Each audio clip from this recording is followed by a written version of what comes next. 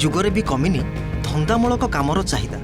दक्षता बल में कोटिपति साजिचंती जड़े साधारण पाइप मिस्त्री। सफलता केवल डिग्री देखेनी, देखे कठिन परिश्रम आउ दक्षता। आपण हुए तो जड़े इंजीनियर किंबा आईटी प्रोफेशनल को लक्ष लक्ष टंकार पैकेज शुणिथिबे, किंतु केबे भाबिचंती जड़े पाइप मिस्त्री रो वार्षिक रोजगार केते हेतिबो? शुणिले आश्चर्य हेबे, वर्षको 18 लाख। हाँ दर्शक बंधु, आश्चर्य लगुले भी यह सत। मुंबईर जड़े पाइप मिस्त्री रोजगार एबे इंटरनेट रे हईचई सृष्टि करछि, जहां पाखरे अच्छी दामी कार, निज गाँव में बड़ कोठा घर आउ एकर एकर चाष जमी। घटनाटी मुंबईर सोशल मीडिया प्लेटफॉर्म रे रेडिट रे जड़े व्यक्ति ए कहानी को शेयर करिसेंती। से लिखिछंती जे दिने तांको सोसाइटी रे जड़े पाइप मिस्त्री पाइप काम करुथिले।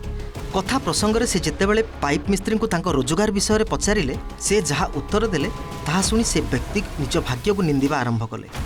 से प्लम्बर जनक मुंबईर मीरा रोड, बोरीवली एवं कांदिवाली भली बड़ बड़ टाउन रे कॉन्ट्रैक्ट नहीं काम करती। सबू मिसाई तांकर वार्षिक आय प्राय 18 लाख टंका, अर्थात मासकू 1.5 लाख टंकारु अधिक।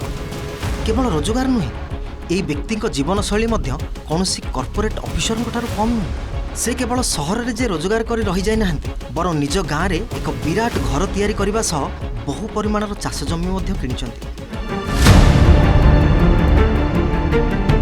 वर्तमान जुग हेउची आर्टिफिशियल इंटेलिजेंस बा एआई रो जुग।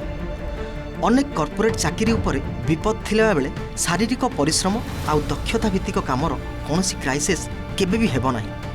घरे पानी पाइप फाटिले किंबा शॉर्ट सर्किट हेले आपन को कौनसी एआई एप्लिकेशन नुहे, बरं जड़े प्लम्बर किंबा इलेक्ट्रिशियन को ही डाकिबा को पड़े। सेथिपाई जदि आपन पाखरे सठिक दक्षता अछि एवं आपन मार्केटिंग करि जानिछंती, तेबे आकाश छुआ रोजगार करिबा कौनसी असंभव नुहे। शेषर एतिकी कह जाई पारे जे कौनसी काम छोट नुहे। एही मुंबईर प्लम्बर को कहानी आज युवपीढ़ी पाई एक बड़ शिक्षा। तेबे एही घटना उपरे आपनक मतामत कौन? आपनक अंचल रे मध्य केही एमिति सफल व्यक्ति अछंती कि? आमको कमेंट करी निश्चय जणांतु। ओडिशा एवं देश दुनियार समस्त खबर पाई एबे ही सब्सक्राइब करंतु ओटीवी डिजिटल।